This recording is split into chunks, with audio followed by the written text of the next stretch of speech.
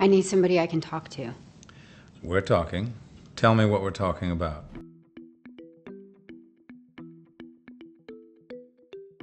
Number 10, Lance Armstrong. Athletes didn't get much more revered and respected than Lance Armstrong. Armstrong wins the Tour de France. For 7 straight years, he dominated arguably the hardest sporting event in the world. The name in cycling, Armstrong broke through the niche sport to become a national hero, a reputation that was bolstered by 7 straight Tour de France wins. But his legacy crumbled after the United States Anti-Doping Agency uncovered widespread use of performance-enhancing drugs. I couldn't just lay down. There was no difference between attacking in the mountains or attacking at the press conference. Not only did Armstrong take these substances himself, he also oversaw, in the words of USADA, the most sophisticated doping program that sport has ever seen. Never should have taken it on, especially knowing that most of what they said was true. So yeah, that was pretty much it for him. Armstrong has since said goodbye to several of his titles and faded into sports infamy. People ask me a lot, how you doing? And I tell them, I say, well, I've been better, but I've also been worse. Number 9, Amber Heard.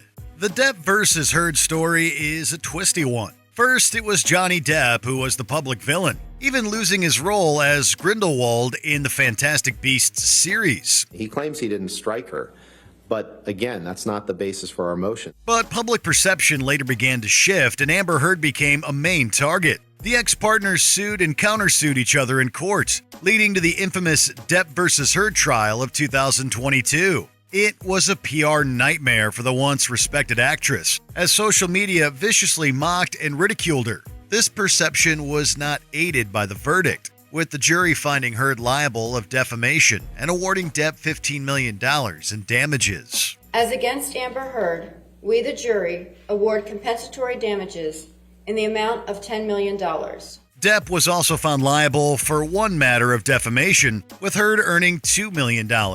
As against John C. Depp II, we, the jury, award compensatory damages in the amount of $2 million.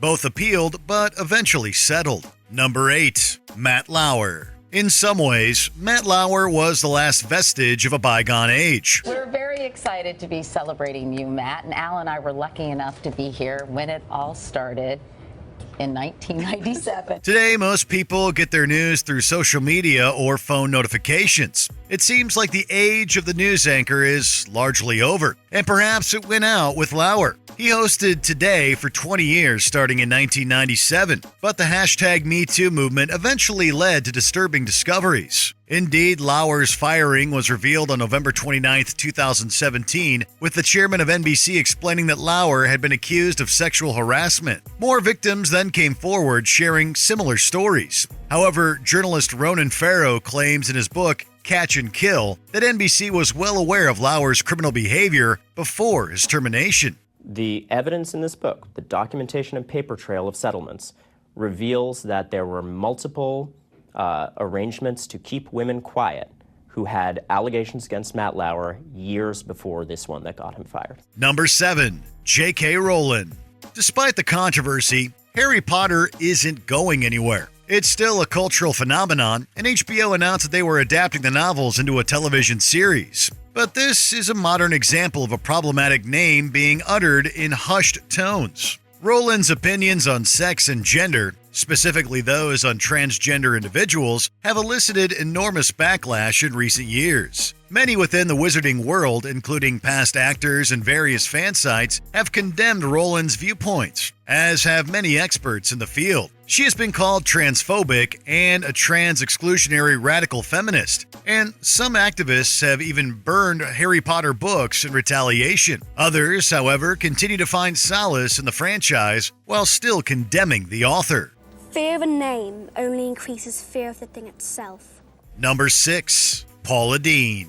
There are few Southern chefs as big as Paula Dean. I have a fabulous healthy bean dip with sun-dried tomatoes. A daytime Emmy winner, Dean was a successful chef and media personality who made flavorful dishes heavy on the butter and grease. They weren't necessarily the healthiest meals in the world, but they exemplified Southern comforts. However, the chef faced a massive career setback in 2013 when she was accused of racial and sexual discrimination. The pain has been tremendous that I have caused to myself and to others. It wasn't the lawsuit itself that got Dean into trouble, but the deposition in which she admitted to using a racist slur in the past. According to the deposition, Dean was asked, "Have you ever used the N-word yourself?" To which she replies, "Yes, of course."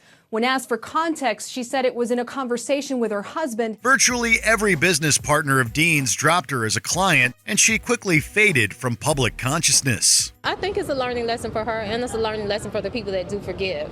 So I will forgive her. Number 5, Kevin Spacey. It's amazing how quickly Kevin Spacey fell from grace. On October 28, 2017, he was a beloved Oscar-winning actor whose name guaranteed a critical darling. And the next day, he was an ostracized celebrity who was widely hated. That was the result of actor Anthony Rapp accusing Spacey of assaulting him in 1986. This accusation opened the floodgates, and over a dozen victims came forth to share their stories about being abused and assaulted. I've led a very long, very successful career avoiding this sort of intrigue with the press. I can't see any advantage in starting now. He was instantly dropped from numerous projects, including the hit Netflix show House of Cards. Charges were also filed, but Spacey was ultimately acquitted. Still, there's arguably a dark cloud over his name now. Number 4, Ellen DeGeneres. There's no denying that Ellen DeGeneres became a shining figure in the history of television.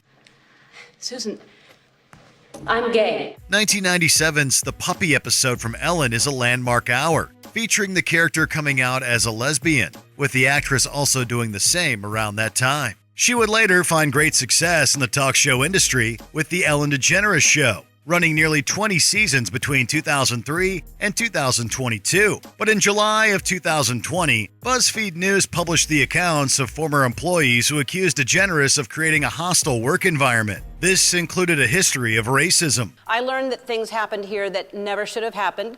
I take that very seriously, and I want to say I am so sorry to the people who were affected. While DeGeneres attempted to apologize during the 18th season premiere, it wasn't enough to save her reputation. Phony, liar, hypocrite. That's my reaction. She chose to end her show just a few years later. Number 3, Michael Richards. Few other shows dominated the 90s quite like Seinfeld, and few dominated Seinfeld more than Michael Richards. While the sitcom was named after its lead actor and character, it was often Kramer who stole the show with his wacky antics. Here's to feeling good all the time.